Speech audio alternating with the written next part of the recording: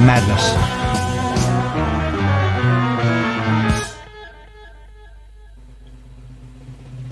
False ending, maybe.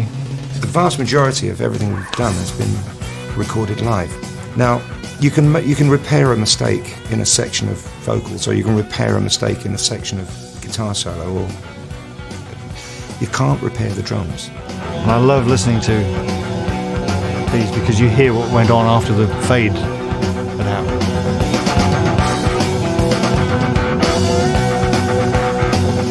Listen to Pacey. Picking up little bits.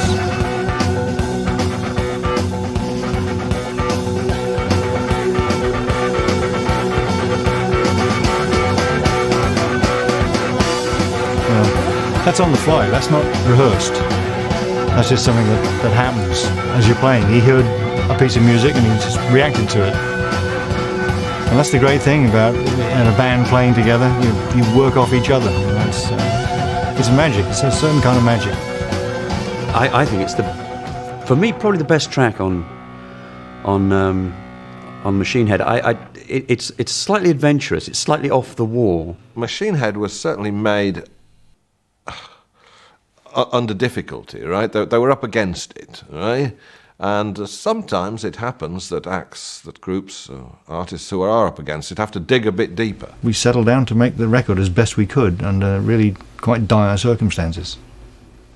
Cold, damp, huge, great ceilings and echoing corridors. And I mean, I wouldn't have wanted to stay there in a million years. In this mausoleum, this grey stone mausoleum, this closed hotel, was trying to make it feel something like a place you want to play music in, and the only thing we could come up with was red lights, just to take away some of the austerity of the place. Just change the light bulbs, really, with red light bulbs. Yeah. And we stacked it with some old mattresses that were off the beds in the, or in this storeroom, and blankets. It's a fairly vast place.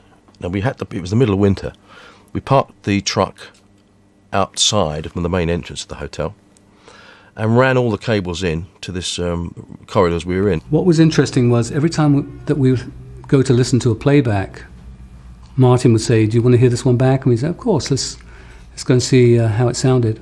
We had to go out of the area where we were recording into a bedroom, out of the bedroom window, on a balcony, climb over to another balcony. We'd have to run down the balcony because it was always snowing. Past Lake Geneva and past the French Alps. back through another bedroom, through another 2 doors, onto the landing, which then led to a staircase, a winding staircase. You go through the hall to the front door of the hotel, across the courtyard to get to the truck. Up the truck steps, open the door to hear playbacks. And if something was wrong, I'd say, yeah, we'll do that again, lads.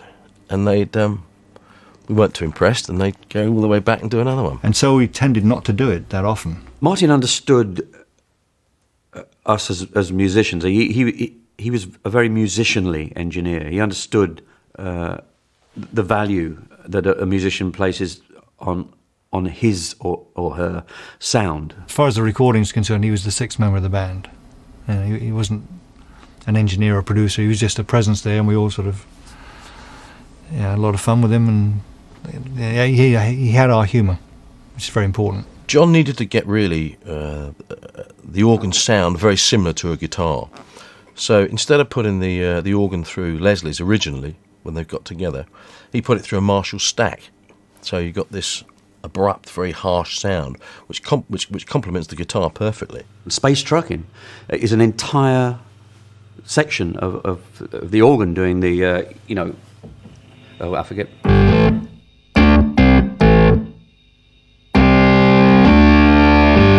John. It's actually an electric piano, an organ together. The major difference of the sound of the band was the fact that there was this glorious Hammond organ.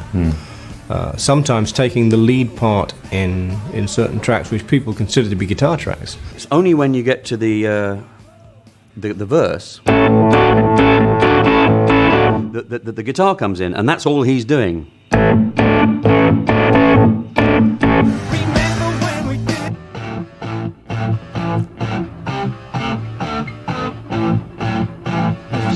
so unusual to hear Richie do that. That's great. But what a vicious sound it is.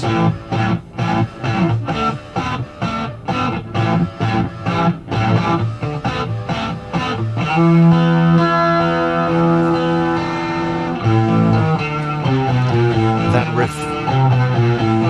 And when the bass joins it.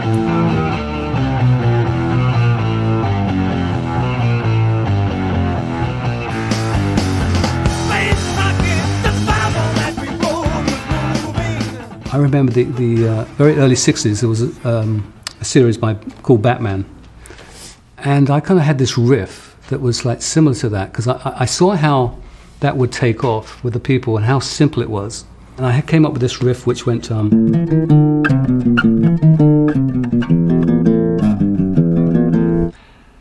we didn't know what the hell to do with it, you know. It was almost like a thumb exercise. It could be played with a thumb, like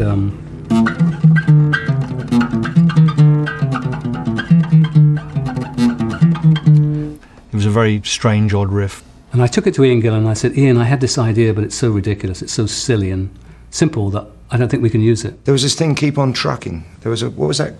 It's a character, a cartoon character. Big feet, like, and you just get this... walking off into the distance, you know. Great big... So the trucking thing was sort of very, very in vogue. Yeah. And he said, well, just play it to me. So I would go over in the corner and I'd very quietly play it to him. And the incredible thing is that at that particular time, it was the cutting edge of science.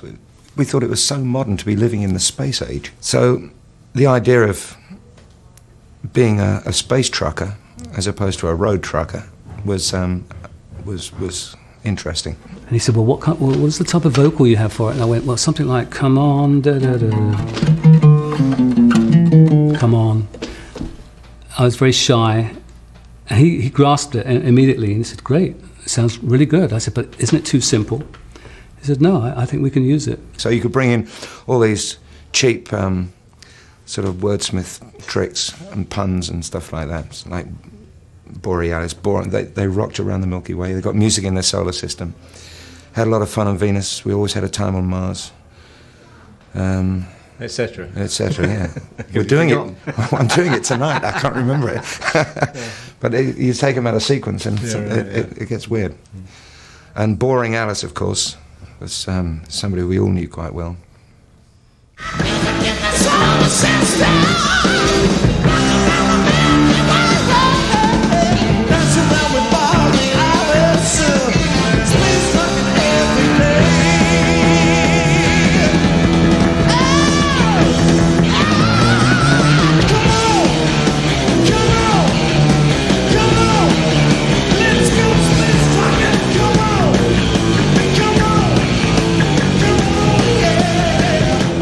Some people think the lyrics are stupid. I'm quite proud of most of the lyrics because they're flippant and they're fun and they're not to be taken that seriously.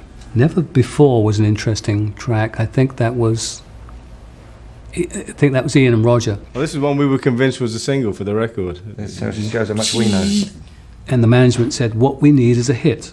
They tried with Never Before as a single, but it wasn't a big hit, of course. Managements always say we when it's positive, and it's always you if it's negative, as in, we're going up the charts, you are going down the charts.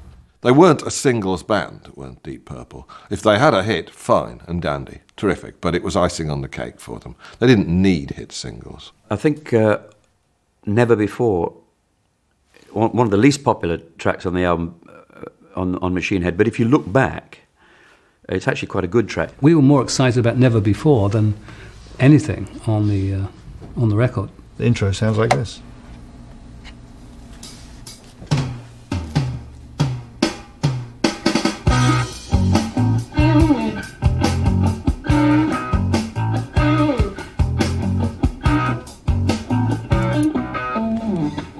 Organ guitar.